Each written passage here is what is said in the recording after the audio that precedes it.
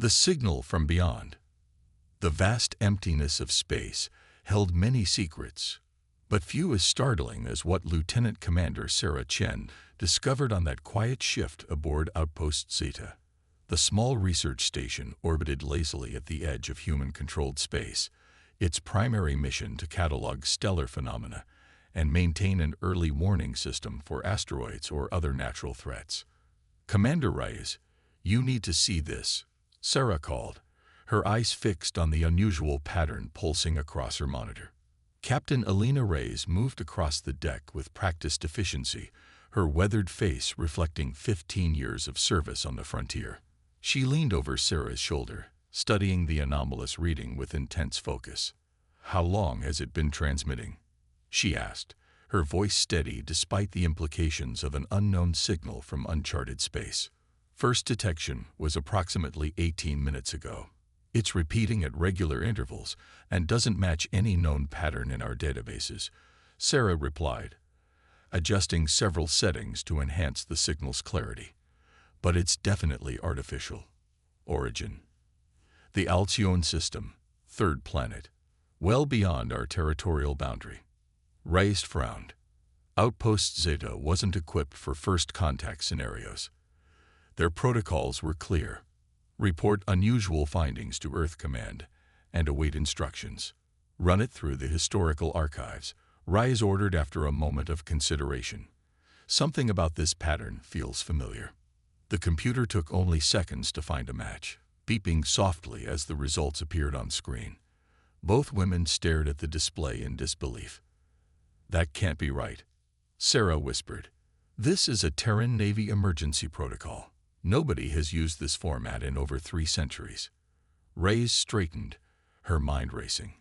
Who would be using an emergency protocol that predates the unification?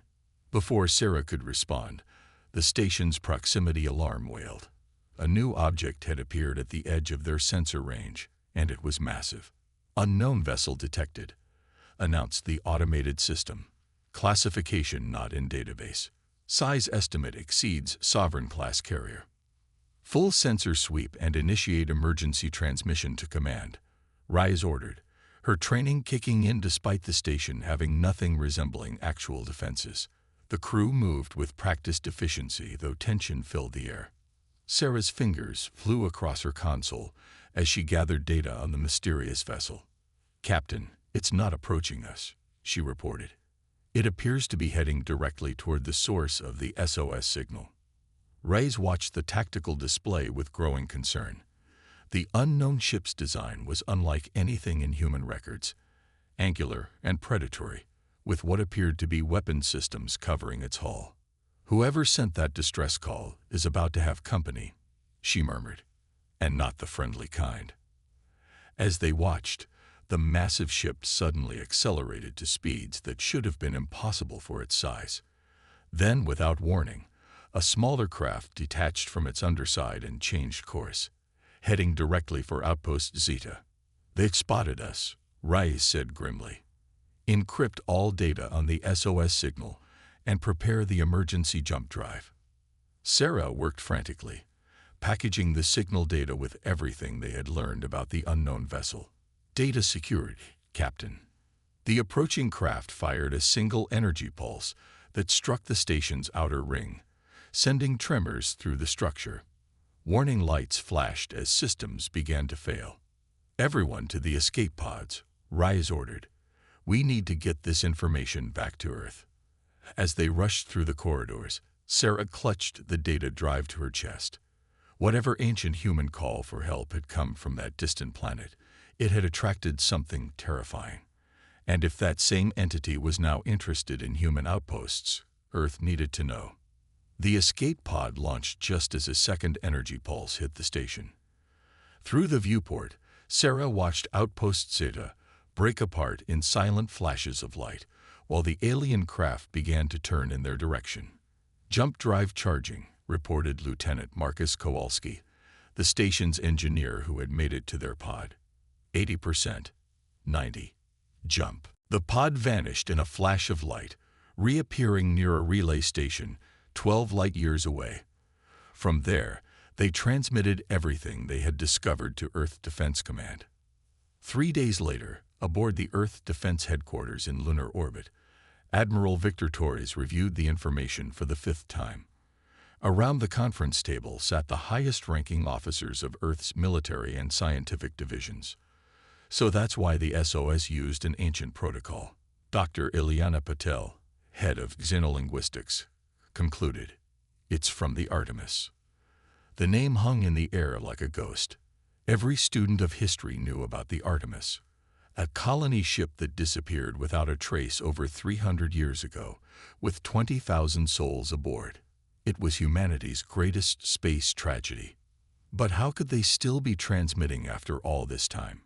General Liam Zhang of the ground forces asked. The message indicates they established a colony. Admiral Torres replied. Somehow they survived, adapted, and maintained enough of their original technology to keep an emergency beacon operational. And now they've attracted the attention of an unknown alien species that attacks on sight. Zhang added grimly. Torres nodded.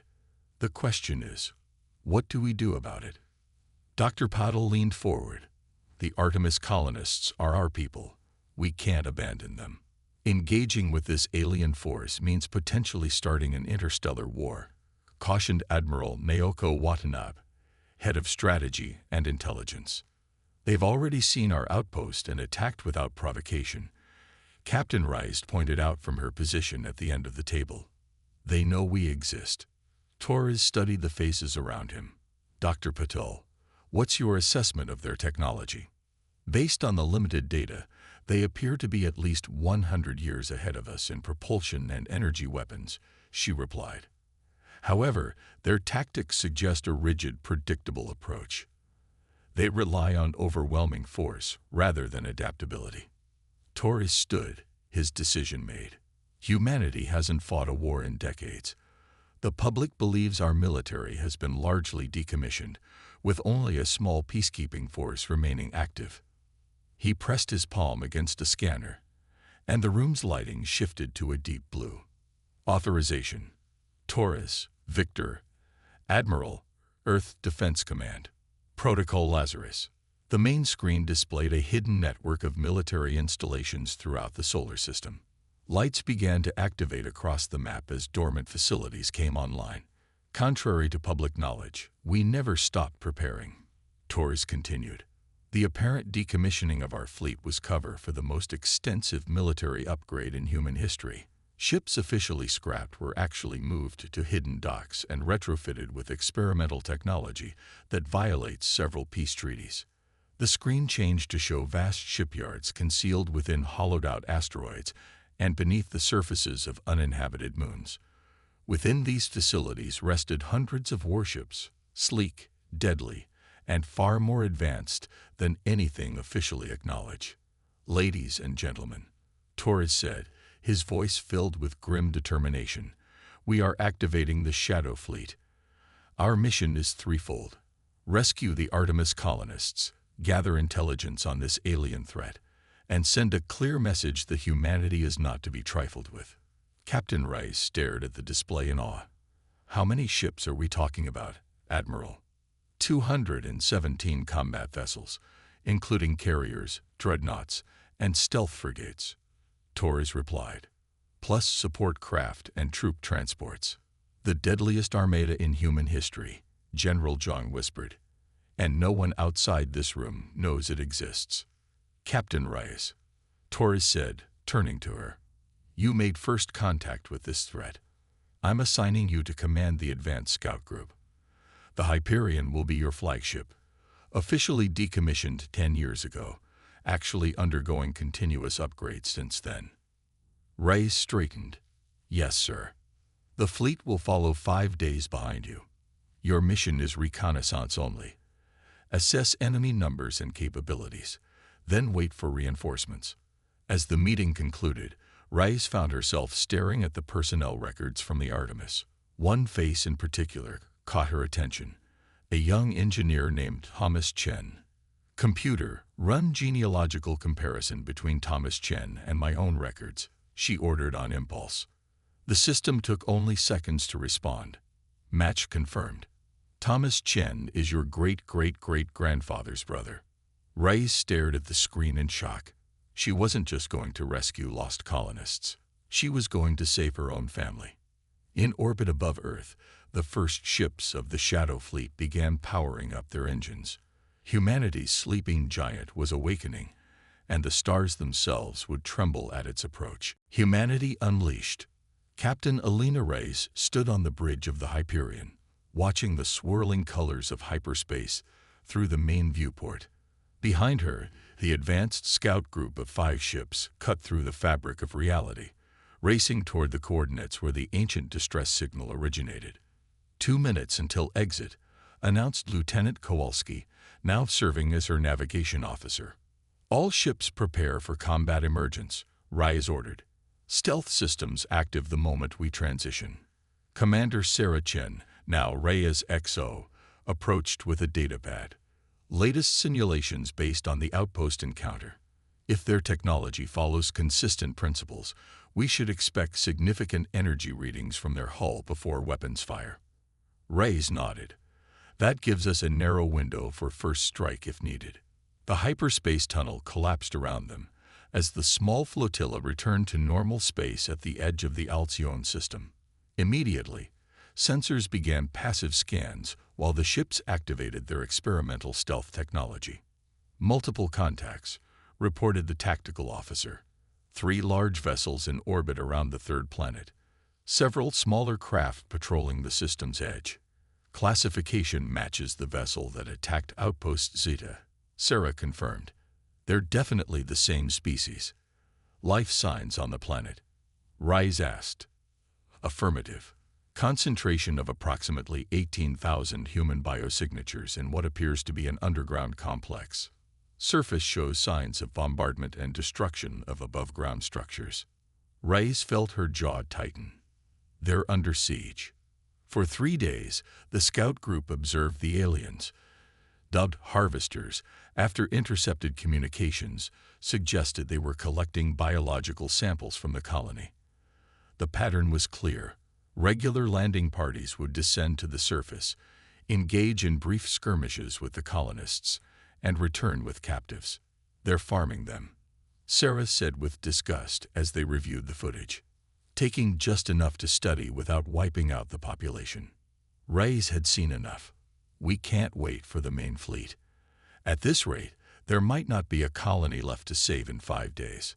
She called her command staff together and outlined a daring plan. The harvesters follow predictable patterns. They rotate their ships on a 12-hour schedule, with only 1 vessel actively deploying landing parties while the others maintain orbit. Lieutenant Commander Ash Rodriguez, tactical officer, studied the simulation. You want to hit them during the rotation. Exactly. We strike the active vessel while it's vulnerable, rescue as many colonists as possible, then fall back to the system's outer rim and wait for the fleet. That's extremely risky, Sarah cautioned. We're badly outgunned, which is why we won't be fighting conventionally, Reyes replied, bringing up schematics of their own ships. Each of our vessels carries prototype quantum warheads. Officially, they don't exist. Those are planet killers, Kowalski whispered. And we're not using them on planets, Reyes confirmed. But a precisely targeted strike on the Harvester's main power distribution node should create enough chaos for our operation. 20 hours later, the plan was in motion. The Hyperion lay in wait behind Alcyon's 4th planet, while the other scout ships positioned themselves strategically throughout the system. As predicted, the Harvesters began their rotation, with 1 massive vessel descending lower into the atmosphere to deploy its landing craft. All ships, execute on my mark, Reyes ordered, watching the tactical display as the target ship reached its most vulnerable position. 3, 2, 1. Mark. The Hyperion emerged from hiding, engines flaring as it accelerated toward the Harvester vessel. From 4 other positions, the remaining scout ships did the same, converging on the target from different vectors. Weapons hot, Rodriguez reported. Quantum warhead armed and tracking. Fire. 5 missiles streaked across space, each programmed to impact the same point on the Harvester's hull. The alien vessel detected the threat and attempted evasive maneuvers, but its size made it too slow to escape. The explosions were simultaneous and devastating. A blinding flash erupted from the Harvester ship as the quantum warheads detonated, tearing through its armored hull and finding the power core within. Secondary explosions rippled across its length as systems overloaded and failed. Direct hit. Rodriguez called out. Target's power grid is collapsing. The other Harvester ships are responding, Sarah warned. ETA 3 minutes. Enough time, Rice said confidently. Deploy the landing teams. Dropships launched from the Hyperion and 2 other scout vessels, racing toward the colony's location on the surface. Meanwhile, the remaining 2 ships took up defensive positions, preparing to cover their eventual escape. On the surface, Captain Rice led the primary rescue team through the ruins of what had once been a thriving colony. Following the biosignatures, they located the hidden entrance to the underground complex where the colonists had taken refuge. This is Captain Alina Reyes of the Earth Defense Force, she announced over an open channel. We've received your distress signal and are here to evacuate as many as possible before reinforcements arrive. The heavy doors slowly opened, revealing a group of armed colonists led by an elderly man with fierce eyes and a determined expression. I'm Governor Marcus Chow, he said, descended from the original Artemis leadership. We've been fighting these monsters for years. Never thought Earth would actually come. We never stopped looking for you, Rise replied, the lie coming easily. But we need to move quickly. As the evacuation began, Rice found herself working alongside a young woman who seemed strangely familiar. I'm Sophia Chen. The woman introduced herself as they guided colonists toward the waiting dropships. Chief engineer of what's left of our defense systems. Rice felt a chill run down her spine. Chen. Any relation to Thomas Chen from the original Artemis crew? My ancestor, Sophia replied with surprise. How did you know? Before Rice could respond, an alert came through her comm. Captain, the remaining Harvester vessels are deploying fighters. Our window is closing. How many colonists have we evacuated? She demanded. Almost 3,000. We can't fit any more in this run. Governor Chow approached. You have to go. Tell your people what awaits them here. The Harvesters. They're not just taking us to study. They're looking for something in our genetic code. What do you mean? They believe humans carry the genetic legacy of an ancient race they called the progenitors. Chow explained hurriedly.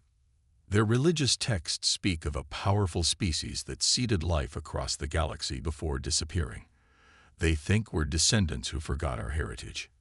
And they want that power for themselves, Rice concluded. Chow nodded.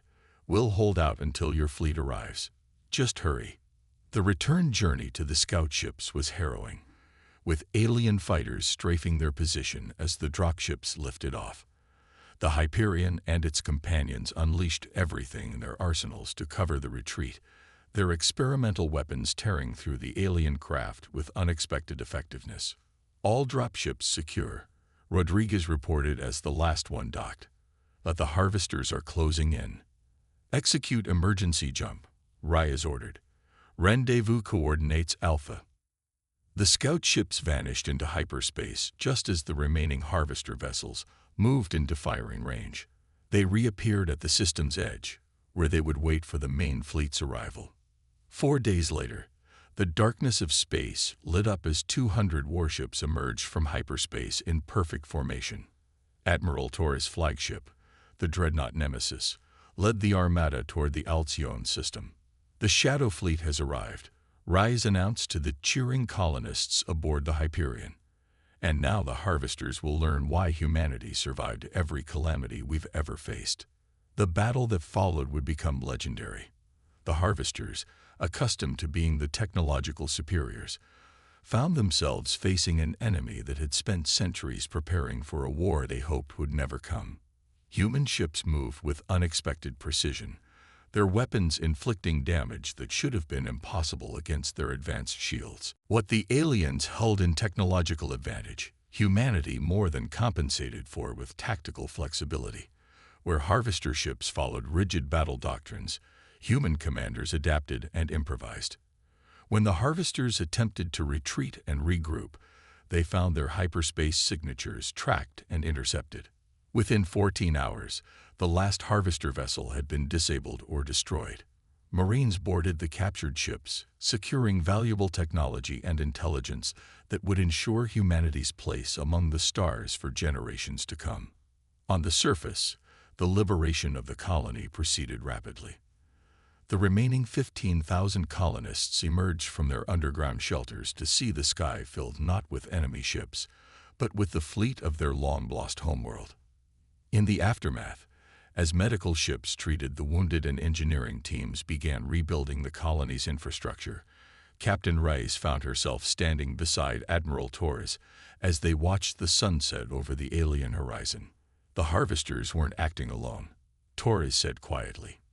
Their communications mentioned an alliance of species, all searching for this progenitor legacy. So this isn't over, Rice concluded. No, but thanks to you, we've revealed ourselves on our terms, not theirs. Torres gestured to the fleet in orbit. The Shadow Fleet is no longer a secret, and that's a good thing. The galaxy needs to know what happens when you threaten humanity. As night fell on the colony world, the stars appeared one by one, each potentially hiding new threats, but also new possibilities. Humanity had answered an ancient call for help, and in doing so had taken its first true steps onto the galactic stage. The message was clear: underestimate humans at your peril. For when threatened, they would bring the most dangerous fleet in history to your doorstep, and they would not be denied.